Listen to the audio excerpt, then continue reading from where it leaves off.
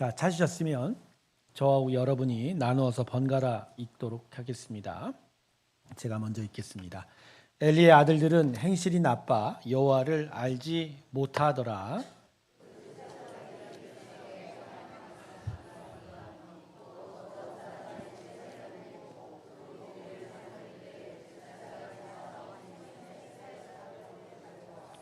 그것으로 냄비에나 솥에나 큰 솥에나 가마에 찔러 넣어 갈고리에 걸려 나오는 것은 제사장이 자기 것으로 가지되 실로에서 그곳에 온 모든 이스라엘 사람에게 이같이 할 뿐 아니라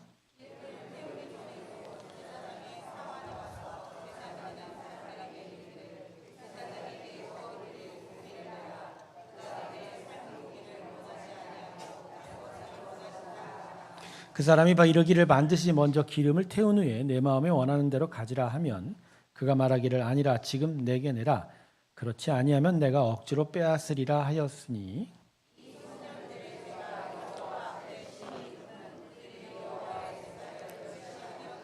사무엘은 어렸을 때 세마포 에봇을 입고 여호와 앞에서 섬겼더라.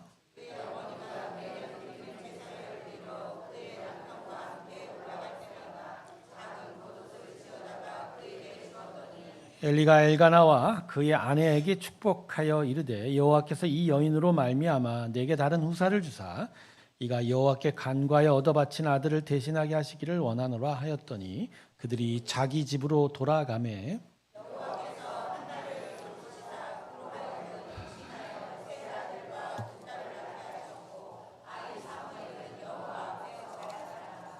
엘리가 매우 늙었더니 그의 아들들이 온 이스라엘에게 행한 모든 일과 행왕문에서 수종드는 여인들과 동침하였음을 듣고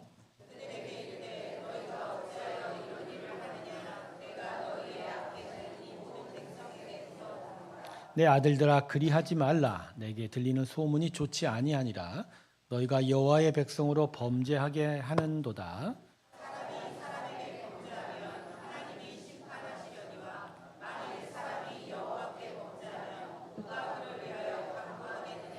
그들이 자기 아버지의 말을 듣지 아니하였으니 이는 여호와께서 그들을 죽이시기로 뜻하셨음이로라. 아이 사무엘이 점점 자라매 여호와 사람들에게 은총을 더욱 받. 아멘. 하나님께 영광의 박수 올려드리겠습니다. 아멘. 오늘도 주의 은혜가 우리 가운데 함께하기를 소망합니다. 하나님께서 교회에게 주시는 복 중에 하나가 믿음의 세대들이 자라고 또 세워져 가는 복일 것입니다. 하나님께서 믿는 자들의 후손을 축복하시는 이유는 믿음의 가정과 공동체가 당대에 멈추기를 원치 아니하시기 때문입니다. 구원의 역사와 하나님 나라가 세워지고 확장되는 것이 믿음의 세대가 계속 이어져 가면서 더욱 왕성히 이루어지기를 하나님이 원하신다는 거죠. 저는 간절히 바라는 것은 새로운 교회가 지금 세대만이 아니라 세대를 이어가면서 계속 부흥하기를 원합니다. 또 여러분의 가정들도 여러분만이 아닌 여러분의 다음 세대들도 함께 성장하고 부흥하기를 원합니다. 우리 좌우 옆분에게 이렇게 오늘 축복했으면 좋겠습니다. 하나님의 복을 받는 신앙의 가정들이 되시기 바랍니다. 네, 신앙의 가정들이 되시기 소망합니다. 자, 우리 시대의 여러 문제들 중에 가장 큰 문제는 가정이 무너졌다이죠. 부부 사이가 무너져가고 또 부모와 자녀들 사이도 무너져가고 있어요. 그런데 이 가정이 무너진다는 게 이게 사회적 국가적 문제 정도에 멈추지 않는다는 거예요. 여러분, 가정의 붕괴는 하나님 나라의 매우 중요한 기초가 허물어지는 하나님께는 너무 중차대한 문제가 됩니다.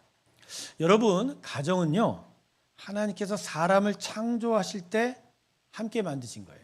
즉 사람의 창조는 각 개인의 영혼과 육체에만 국한되는 게 아닙니다. 그들이 한 몸이 되어 남녀가 한 몸이 되어 하나님 앞에 한 가정을 이루는 것도 하나님 창조의 한 부분이라는 거예요.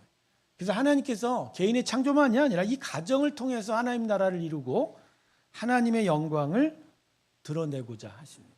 그래서 하나님 앞에 하나님이 부모가 되고 남과 여가 한 몸 되어 하나님의 자녀가 되고 또 그 자녀의 밑으로 믿음의 세대들이 자손들이 계속 태어나고 자라가는 일들을 통해서 하나님은 영광 받아 주십니다. 할렐루야. 하나님 나라가 바로 이러한 일들을 통해서 기초로 이루어지고 있어요.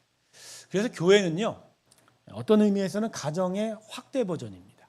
교회가 어디서 툭 튀어나온 게 아니라 교회는 바로 하나님 앞에 믿음의 자녀들이 한 몸 되어 하나님과 함께하는 그 일들, 바로 그 가정이 좀 더 커져, 좀 더 확장되어 일어난 일이 바로 교회라고 하는 거예요. 그래서 이 시대의 가장 중요한 촉점 중에 하나가 하나님께서 원하시는 가정을 회복하고 세우는 일입니다. 복음은 개인의 구원만을 위하지 않습니다. 하나님의 창조 원리의 기초에서 가정의 구원에 대해서도 매우 중요한 관심을 가지고 있다는 거예요. 그래서 성경은 바르고 참된 가정을 세우기 위해서 많은 가르침을 주고 있는데 바로 오늘 말씀이 이러한 가르침을 분명하게 담고 있습니다. 자, 오늘 본문은 누구에 대해서 이야기하죠? 엘리 제사장과 그의 두 아들에 대해서. 근데 자녀 교육을 잘못해서 몰락하는 가정으로서 이 가정을 소개하고 있어요. 엘리는 아론의 후손으로 이스라엘의 지금 대제사장이고 마지막 사사였어요. 그리고 그 두 아들은 제사장으로서 또 아버지를 돕고 있고 장차 대제사장이 될 자들이었습니다. 그래서 엘리의 가정은 하나님께서 드려지는 아주 중대한 제사를 맞은 제사장 가문으로 하나님의 큰 관심 가운데 있었을 것이고 이스라엘 백성에게 아주 큰 존경을 받았을 수 있었을 것입니다. 그러나 엘리의 가정은 이 두 아들의 타락으로 인해 오히려 몰락한 가정이 됐습니다. 오늘 본문이 26절까지인데요. 다음 27절 이후에 보면 하나님께서 엘리의 두 아들의 죄악에 진노하셔서 그 가정에 저주를 내리신다고 말씀하고 계세요. 그리고 결국 이 저주는 어떻게 되죠? 그대로 실현이 됩니다. 엘리의 두 아들들이 언약궤를 하나님 허락도 안 받고 전쟁터에 갖고 나갔죠. 미신과 같이 하나님 섬기지 않고 믿지 않으면서도 미신과 같이 갖고 나왔다가 그 언약궤를 블레셋 백성에게 빼앗겨 버리고 그리고 홈리와 비나스 이 두 아들은 전쟁터에서 죽었습니다. 그리고 정말 안타까운 건 엘리 제사장인데요. 언약궤를 빼앗겼고 두 아들이 전쟁터에서 죽었다는 소식을 듣고 어떤 반응을 하죠? 깜짝 놀랐어요. 앉아있는 의자가 뒤로 넘어지면서 목이 부러져 죽게 되는 안타까운 일이 나타났습니다. 자, 여러분 무슨 이유로 이 엘리 제사장의 가정에 이러한 일이 일어났나? 결국 이거예요. 엘리의 두 제사장의 아들이 제대로 배우고 세워지지 않은 거예요. 하나님을 제대로 알지 못하고 하나님의 사람으로 제대로 훈련받지 못했기 때문입니다. 그래서 바로 이러한 어려운 일이 나타나게 됐는데 저는 오늘 여러분과 오늘 본문의 말씀을 세 가지로 나눠보면서 엘리 가정의 신앙 전수와 가르침에 어떤 문제가 있는지를 보면서 우리 시대의 어떠한 자녀 교육, 다음 세대를 가르쳐야 되는지, 특별히 교회에 대해서도 함께 좀 생각해보는 시간을 갖기를 소망합니다. 자, 첫 번째는 이거예요. 엘리의 두 아들은 하나님을 제대로 알지 못했다는 것. 자, 본문 12절을 한번 같이 다시 한번 읽어볼까요? 같이 12절 있습니다. 시작. 네. 자, 근데 이 12절 말씀, 여호와를 알지 못하더라라고 이야기하는데 이게 지금 누구의 가정에 대한 언급이죠? 이거 이스라엘의 대제사장 가정에 대한 이야기예요. 불신자 가정도 아니고 초신자도 아니고 누구요? 아니, 성막에서 하나님의 제사를 이스라엘 대표해서 드리는 이 대제사장의 가정에 대한 성경의 평가는 뭐라고요? 여호와를 알지? 그러니까 이게 보통 문제가 아닌 거죠. 보통 문제가 아닙니다. 어떻게 하나님께 드리는 중차대한 제사를 맡은 제사장과 그 가정이 하나님을 알지 못할 수가 있느냐. 여러분, 하나님을 안다라는 건 너무너무 중요한 문제예요. 왜냐하면 우리의 신앙의 가장 중요한 요소가 하나님에 대한 지식이기 때문에. 여러분, 성경이 가르치는 신앙과 믿음은 이 세상의 다른 우상숭배와 다릅니다. 사실 세상의 우상숭배는 간단해요. 내가 무엇을 드리면 그 대가로 나한테 복을 준다는 거예요. 그러니까 비즈니스 관계예요. 이익과 보상 관계예요. 그렇지만 하나님과 우리 사이의 관계는 그런 관계가 절대 아닙니다. 우리는 사랑하는 관계예요. 서로 순종하고 서로 책임지는 관계예요. 하나님 자녀, 하나님이 왕으로 우리는 백성으로 친밀한 관계를 맺으면서 그 왕이신 그 아버지의 뜻이 무엇인지 무엇을 기뻐하는지를 분별하면서 그 뜻대로 살아가기를 고백하는 게 우리의 믿음이고 우리의 신앙인 거죠. 그러니까 하나님을 알고 하는 것이 신앙이고 그것이 믿음 생활입니다. 만일 하나님을 알지 못하는 건 이건 우상숭배라고 할 수 있는. 그래서 하나님께서는 이스라엘 백성에 대해서 계속 뭐라고 반복해서 얘기하시죠? 너희는 나에 대한 지식이 없으므로 망하는. 호세아서 4장 4절 1절 말씀. 내 백성이 지식이 없으므로 망. 그래서 오늘 본문 12절 말씀을요. 이 원문대로 해석하면 참 분명한 뜻이 이렇게 드러납니다. 엘리의 두 아들들이 여호와를 알지 못함으로 그래서 불량자가 되었다라. 자, 오늘 본문은 행실이 안 좋다라고 얘기하지만 그다음 뭐라 그러죠? 원래 원문은 불량자가. 야, 여러분 어떻게 제사장의 두 아들들이 하나님을 몰랐을 수 있을까요? 자, 여러분 본문에서 얘기하는 몰랐다의 의미는 지식적인 이야기가 아니에요. 영적인 깨달음이에요. 이들은 분명히 율법을 배웠을 거예요. 율법적인 지식이 있었을 거예요.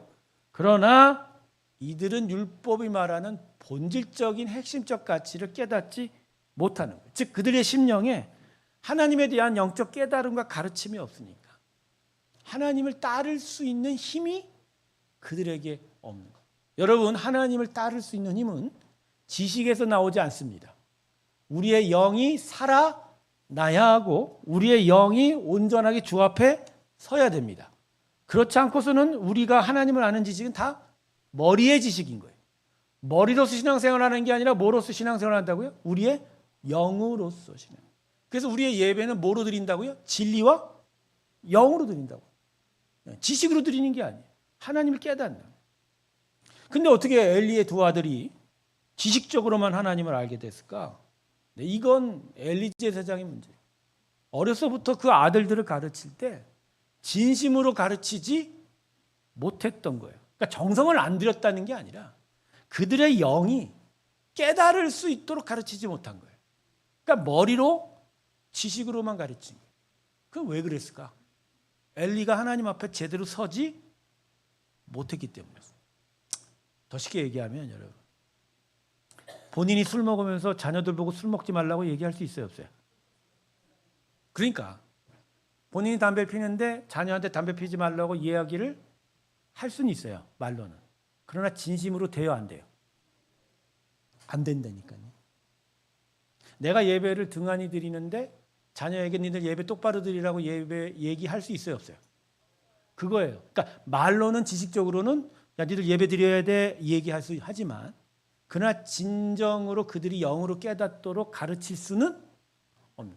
그러니까 엘리가 이전부터 계속 두 아들을 가르칠 때부터 영적으로 아둔하고 하나님 앞에 바로 서지를 못하니까, 자신이 못하니까 자녀들에게 진심으로 가르칠 수가 없는 거예요.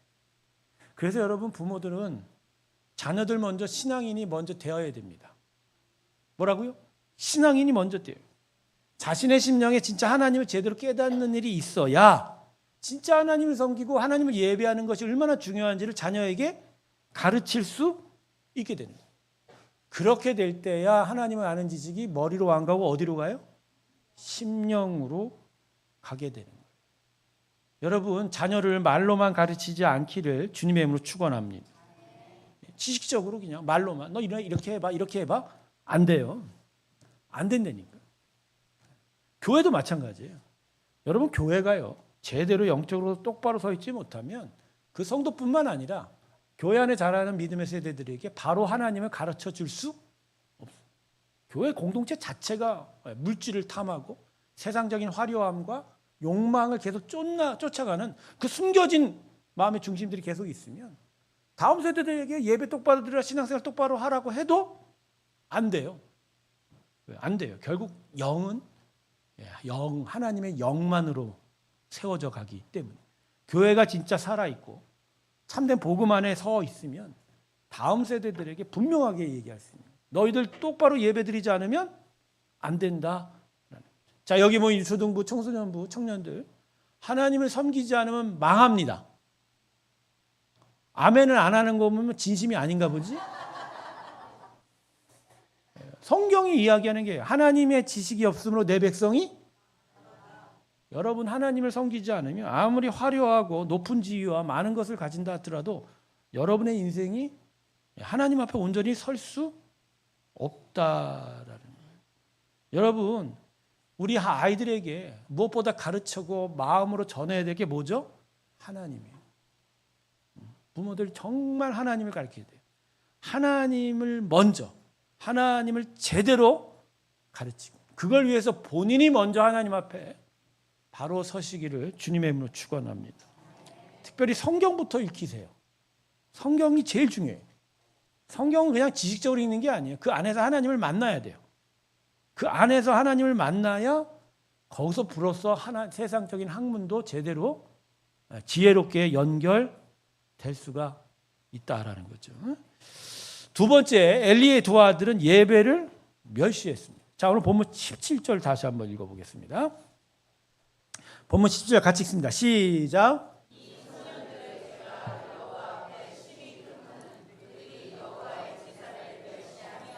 자, 12절에는 하나님을 알지 못하는 정도의 수준에서 끝났는데, 이 17절에 이 엘리 가정에 대해서 이야기할 때 뭐라고 얘기하세요? 어떤 단어를 쓰세요?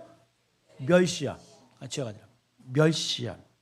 그러니까 이들이 지금 하나님 앞에 어떤 모습을 서 있는지가 좀 더 분명해져 가죠. 더 악해져 가는 거예요. 그러니까 하나님을 알지 못하는 영적 어두움이 이들에게 어떤 일로 나타났다? 예배를 멸시하게 돼요. 근데 이게 지금 초신자 가문이 아니에요. 불신자에 대한 이야기가 아니라 누구요? 대제사장 가문. 아니, 지금 대제사장이 뭘 해야 돼요? 하나님 앞에 제사를 담당하는 거예요. 이스라엘 백성들 대신하여 제사를 담당해서 하나님께 영광을 돌려야 되는 이들이 오히려 예배를 어떻게 했다고요? 오늘 보면 13절과 16절 보세요. 읽어보시면, 야, 이건 진짜 고양이에게 생선 맡긴 격이다. 제사장들이 먼저 율법을 지켜 정말 거룩한 제사가 이루어져야 되는데 이들이 지금 어떻게 하고 있어요? 제사 드린 고기들을 자기가 입맛대로 먹고자. 재미있는 게 이 고기를 삶은 고기보다 무슨 고기를 찾았다고요? 생고기를 찾았다. 야, 그때부터 고기 맛에 빠져들었나 봅니다. 이스라엘 백성이 성막에 드린 번제물을 자기 마음대로 취하는 이 모습. 엘리 아들들은 이 탐욕이 가득한 채 욕망에 사로잡혀서 지금 하나님의 제사를 멸시하는. 지식은 있어요. 똑바로 드려야 되는 건 알고 있지만 그러나 그 순간에 이들은 뭘 택해요? 자신의 욕망. 여러분 어떻게 이럴 수 있죠? 그건 머리의 지식만으로는 자신의 혼돈, 어둠, 죄악을 다스릴 수가 없는 거예요. 자신 안에 생된 생명과 영의 역사가 있을 때 정말 하나님의 예배를 지킬 수가 있는 거예요. 그러니까 이 모습을 보면 저는 그런 생각했어요. 아, 이 두 아들들은 지금을 보면 주일 예배는 와서 드리되 제대로 예배 드리지 못하는 것 같다. 우리 아이들 오늘 지금 예배 잘 드리고 있어요? 예배의 핵심이 뭐예요? 그냥 앉아만 듣고 있으면 되는 거예요? 듣고 있으면 되는 거예요? 여러분, 형식이 예배가 아닙니다.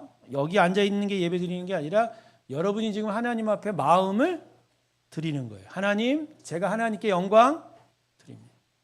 내가 하나님을 높여 드립니다. 이게 예배인 거예요. 아멘. 우리 성도들도 마찬가지입니다. 제대로 예배 드리지 못하면, 하나님을 높여 드리지 못하면 그 자체가 엘리 두 아들의 모습과 별반 다르지 않다라는 거예요. 성도 여러분, 예배를 멸시하는 가정은 몰락합니다. 제가 너무 세게 얘기했죠. 근데 그건 제 얘기가 아니에요. 성경이 우리에게 말씀하는 바입니다. 자막은 없는데요. 사무엘상 2장 30절 보세요. 그 밑에 한 4절 내려가 보면 이렇게 기록합니다. 그러므로 이스라엘 하나님 나 여호와가 말하노라. 내가 전에 내 집과 내 조상의 집이 내 앞에 영원히 행하리라 하였으나 이제 나 여호와가 말하노니 결단코 그렇게 하지 아니하리라. 나를 존중히 여기는 자는 내가 존중히 여기고 나를 멸시하는 자를 내가 경멸하리라. 예, 그거예요. 그러니까 하나님은 자신을 존중하고 예배하는 자는 끝까지 책임지시는 거예요. 예배 없는 백성, 예배하지 않는 자들은 싫어하신다. 여러분, 이스라엘 백성이 출애굽한 이후에 가나안 땅을 바로 가지 않았어요. 2달 걸려 1달 반입니다. 정확하게는 45일 걸려 시내산 앞으로 도착하고 여기서 언약을 맺습니다. 근데 이 시내산 언약의 핵심은 이거예요. 너희는 나를 예배하는 백성이 되고 나는 너희의 예배 가운데 임해서 너희를 책임지리라. 그러니까 예배하는 백성을 존중히 여길 것에, 그 백성을 높일 것에 대한 약속을 하시고, 만일 그렇지 않으면 하나님은 쳐다보지도 않겠다라는 거예요. 그러니까 여러분, 이 예배가 얼마나 소중하냐라는 거죠. 여러분에게 지금 참된 예배가 있어요? 더 하나 나와서 우리 자녀들에게, 우리 다음 세대에게 진짜 예배드림이 있습니까? 예배드림이 있어요? 여러분, 새롭게 모든 가정에 참된 예배 세워지기를 소망합니다. 저는 자녀들을 가진 부모님들에게 부탁합니다. 아이들에게 공부를 시키고 출세를 시키는 것이 너무 중요한 것에 대해서는 이해를 합니다만, 그러나 그 욕망이, 그 과정이 하나님에 대한 예배를 방해할 정도면 그건 멈춰야 돼요. 주일에 학원을 보내야 돼요? 그러니까 저는 그냥 율법적인 얘기가 아니라 예배를 못 드리게 하면서까지 학원에 가야만 한다면, 그래서 그 아이가 그걸 통해서 많은 것을 얻는다고 한다고 해도 그게 진짜 그 아이에게 복이 될 거냐는 거죠. 여러분, 이 땅의 모든 것은 누가 다스리시죠? 하나님의 섭리와 통치 가운데 있어요. 근데 그 통치 가운데 그 하나님과 관계를 맺는 것이 복이지, 그 하나님과의 관계가 깨어진 채 다른 것을 많이 얻는다고 해도 그게 복이 될까요? 근데 왜 우리는 결정적인 순간에 자꾸 다른 선택을 합니다. 그거 몇 주 안 되니까 일단 주일날 예배 가지 말고 학원 갔다 와. 그죠? 왜 그럴까요? 예배를 나가지 못하는 아이들을 해서요. 분명하게 우리가 예배가 중요하다라는 것을 설득하지 못한 채 그럼 네 알아서 해. 이거는 문제가 있지 않겠냐. 그러니까 여러분, 무엇이 우리 아이들을 살리는지에 대해서 근원적으로 생각하죠. 가령 목사가 성도들한테 정말 예배가 먼저입니다, 하나님 앞에 먼저 서십시오라고 이야기할 때 그게 종교적인 신념, 어떤 형식적인 신념, 교회 공동체가 유지되는 것 차원에서 얘기할까요? 만일 그 목사가 하나님과의 관계가 별로 정강하고 바르지 못하고 그냥 어떤 사건과 같이 자신의 이득과 이런 관점에서만 말한다면 그럴 수 있겠죠. 그러나 저는 분명히 말씀드립니다. 살고 죽는 문제는 하나님께 달렸어요. 우리의 생사복이 누구한테 있어요? 그러니까 우리의 삶에 가장 중요한 건 하나님의 예배드림이에요. 이건 형식과 시간의 문제가 아니에요. 이건 우리가 진짜 제대로 사느냐의 문제입니다. 바로 이 문제 앞에 우리가 이 자녀들을 어떻게 하나님 앞에 세워갈 것인가 이미 답이 나와 있는 거예요. 근데 이런 얘기하시는 분이 있어요. 그럼 목사님, 우리 아이들이 주일 예배 지키느라 학원도 못 가고 공부 지지리 못하고 대학도 못 가면 어떻게 합니까? 그러니까 믿음이 없는 거예요. 하나님이 우리 자녀들 책임 안 지시겠냐는 거예요. 그러니까 총체적으로 믿음 없음이 바로 이런 문제에서 나타나는 거예요. 여러분, 하나님께서 우리 자녀를 책임 안 지실까요? 져요, 안 져요? 지죠. 근데 왜 우리가 엉뚱한 짓을 하냐고요. 그죠? 여러분, 우리 자녀들에게 예배가 살아나야 저들이 믿음의 세대로 세워지는 거예요. 이 아이들에게 필요한 건 뭐라고요? 예배예요, 예배. 예배가 써 있어야 돼요. 이 아이들한테 참된 예배의 역사가 있기를 주님의 이름으로 축원합니다. 자, 세 번째입니다. 엘리의 두 아들은 부모의 말을 무시했어요. 자, 오늘 본문 25절 보세요. 여러분, 이것도 25절 한번 읽어주셨으면 좋겠어요. 읽어주십시오. 시작.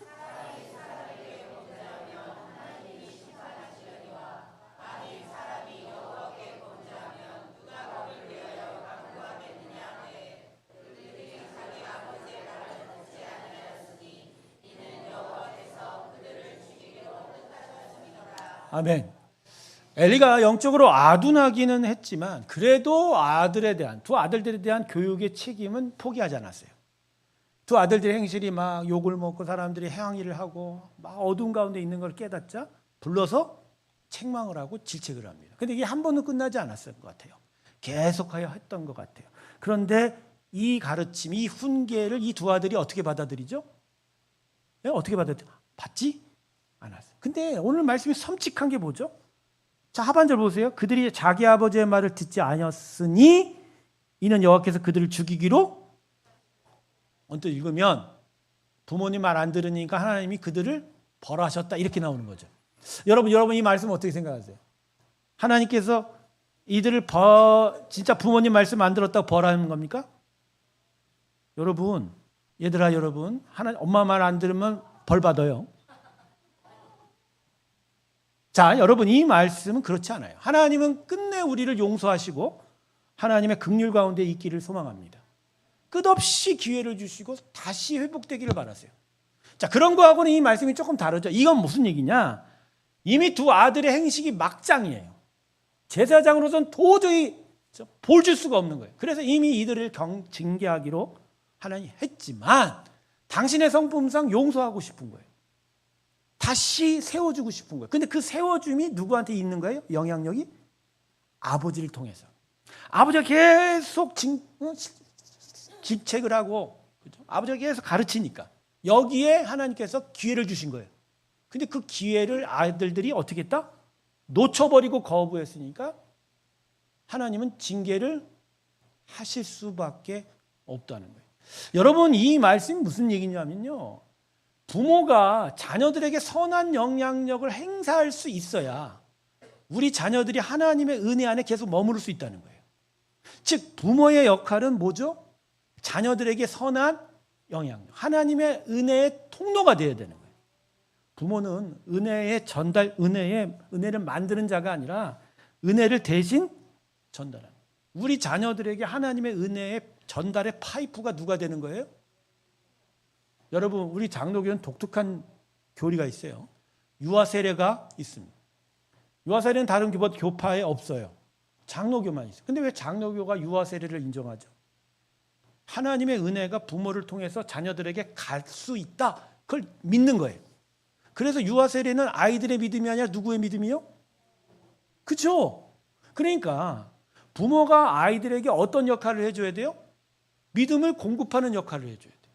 선한 영향력을 행하는 역할이 돼요. 근데 엘리가 뭐가 문제였냐면 선한 영향력을 행사할 수가 없었던 거예요. 영적으로 아둔하고.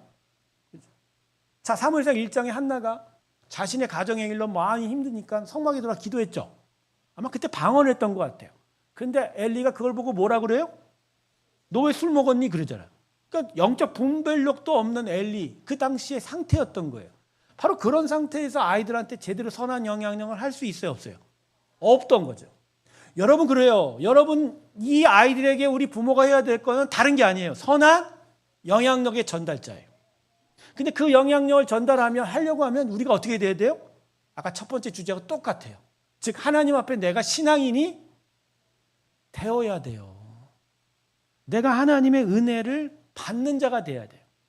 그래서 근데 그 은혜 안에서 하나님께 바로 세워질 수 있을 때 나를 통해서 우리 자녀들이 설 수 있다는 거예요. 그러니까 예배하는 부모에게서 예배하는 자녀가 나오고, 성경을 읽는 부모 밑에서 성경 읽는 아이들이 나오는 거예요. 그리고 진짜 신앙을 중요하게 여기는 부모 밑에서 신앙의 계승자, 그 다음 세대가 나오게 된다. 그러니까 새로운 교회가 계속하게 다음 세대를 통해서 하나님 앞에 온전히 서 있을 수 있으려면 이 아이들이 문제가 아니라 지금 누구가 문제예요? 우리예요. 우리가 이 아이들한테 전달할 게 있냐는 거죠. 전할 게 있냐는 거예요. 그러니까 우리가 먼저 성경 읽고 우리가 먼저 예배하고 우리가 먼저 하나님 앞에 서 있을 수 있는 그런 신실한 믿음이 있을 때 우리가 이 자녀들을 믿음으로 세워가는 거예요.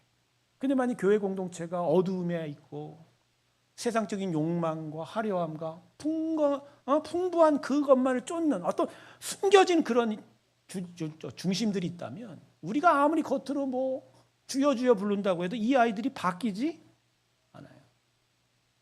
여러분 저는 금요 예배에 부모들이 나와서 좀 기도했으면 좋겠어요. 다른 의미가 아니라 부르짖제니까요. 완전하진 않지만 내가 다 할 수는 없지만 이 아이들에게 진짜 참된 믿음을 주고자 하는. 그래서 이들이 하나님께 온전하게 서 있기를 바랍니다. 저는 요새 부모들이요, 영적 가르침을 전하는 선한 영향력의 사람이 아니라 그냥 원하는 거 다 사주는 일종의 보모 같다라는 생각이 듭니다. 원하는 건 다 해주려고 그래요. 좋죠. 근데 진짜 이 아이들한테 필요한 거는 접근도 못하고 있어요. 접근도 못하고. 나이를 들다 보니까요. 점점 이 안에 내가 무엇이 더 필요한지가 더 분명해져요. 이전에 제가 젊을 때 저희 아버님이 어느 장소 어떤 모임에 있어도 5분 전에 가라. 10분 전에 가라 그래. 그래서 내가 꼰대. 뭐 그냥 정시에 맞춰 가도 되고 뭐 늦을 수도 있는데. 근데 아버지의 뜻은 물리적인 시간에 대한 이야기가 아니었어요. 어떤 모임이든 어떤 만남이든 그것을 존중히 여기고 그래서 관심을 쏟고 그렇게 최선을 다하는 모습이 사람들한테 호의를 얻고 너의 앞길에 좋은 일이 나타날 수 있을 거라고 하는 정말 중요한 가르침이었던 거예요. 근데 나이를 먹고 아버지 말을 안 듣고 그러다 보니까 그것을 잊혀졌는데 어느 순간 그게 내 안에 필요한 거예요. 많은 걸 얻고 높이 되는 게 중요한 게 아니라 뭐죠? 그런 가르침이 내 안에 있는 거예요. 여러분은 자녀들한테 많은 것을 해준다고 했는데 애들이 나이 먹으면 다 얻어요, 자기가. 근데 그때에도 여러분의 가르침이 걔들한테 그 아이들한테 정말 소중한 가르침이 될 수 있겠냐는 거예요. 물질을 주면 물질에 배신당합니다. 그러나 여러분이 영적인 하나님의 은혜를 전하면 그 은혜는 더더욱 여러분을 그 자녀들 앞에 세울 거예요. 그게 우리 자녀들에게 필요한 거예요. 성도 여러분, 다른 것보다 영적 영향력을 줄 수 있도록 하세요. 그러기 위해서 먼저 서십시오. 지금이라도 할 수 있어요. 신앙은 무슨 많은 준비가 필요한 게 아니잖아요. 부족해도 오늘 그냥 기도하세요. 하나님, 내가 그동안 우리 아이들한테 잘 못해준 것 같네요. 근데 이제는 바로 정말 하나님의 은혜를 가르치겠습니다. 내가 그것을 원합니다. 내가 할 수 없는데 나를 도와주세요. 오늘이라도 내가 하나님을 바로 서고 우리 아이들을 똑바로 인도하기 원합니다. 이 기도로 여러분 그들 앞에 또 하나님 앞에 바로 설 수 있는 거 아니에요.